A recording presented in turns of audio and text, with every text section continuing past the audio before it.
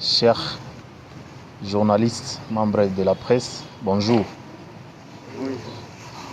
Oui, le vendredi 18 avril 2025, le programme Kijana Linda Mwenzako na Jimbo Lako a officiellement été lancé dans la ville d'Uvira dans une conférence débat sous le thème Jeunesse et résilience, engagement patriotique face à l'insécurité et à la menace d'occupation par le Rwanda.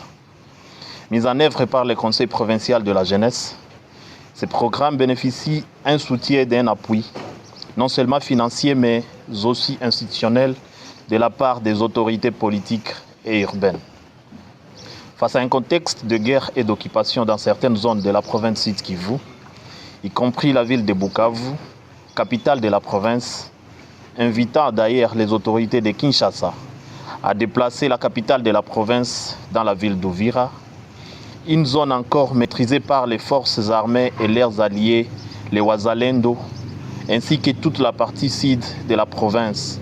Notons que la partie est de la RDC est sous une menace constante et permanente depuis plusieurs années, et la situation actuelle est d'autant plus préoccupante qu'elle invita à un questionnement autour de la résilience et du patriotisme de la jeunesse de la province et de ceux qui ne sont pas dans les zones occupées par les forces rwandaises et leurs supplétifs de l'AFC M23. Un jeune sans perspective est désespéré d'en gérer. C'est pourquoi nous avons le devoir de construire des alternatives solides. Il est temps de faire de la jeunesse une garde citoyenne de paix. C'est déclaré par Dr John Kabondera Cléophas, représentant du Conseil provincial de la jeunesse lors de la conférence. C'est pour cette raison que ce programme adopte une approche inclusive et intègre toutes les jeunesses ici présentes à Uvira et dans toute la partie sud.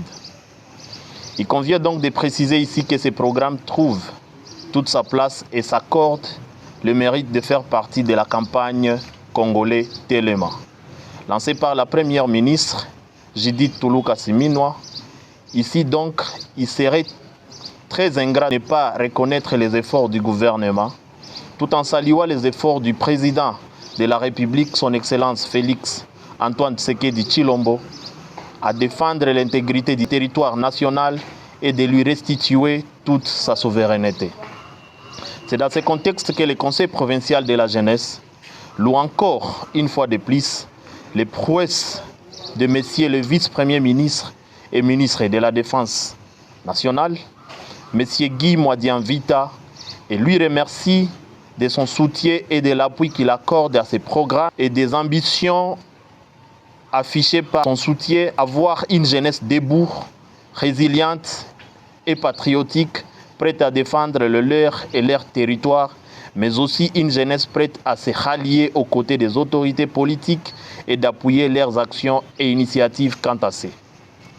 Toutefois, ce projet reconnaît que les efforts du gouvernement provincial, par l'entremise du vice-gouverneur M. Jean-Jacques Elakano, ont permis depuis la conception du dit projet d'asseoir les stratégies et des approches d'intervention visant à réunir toute la jeunesse autour d'un but commun, la patrie et la défense, mais aussi de comprendre les axes clés du projet. C'est un soutien sans précédent que nous remercions parce que les échanges que nous avons eus ont été d'une grande importance. Ce programme qui a été lancé sera exécuté sur plusieurs axes et séquences et qui seront informés incessamment. Le Conseil provincial de la jeunesse invite donc les autres partenaires et d'autres structurels de se rallier à cette cause et de permettre d'intervenir auprès de la jeunesse de façon effective et remplir son devoir de guider et représenter du mieux qu'il le peut les jeunes de la province du Sud Kivu. Pour le Conseil provincial de la jeunesse, Dr John Kabondera Cléophas, le représentant.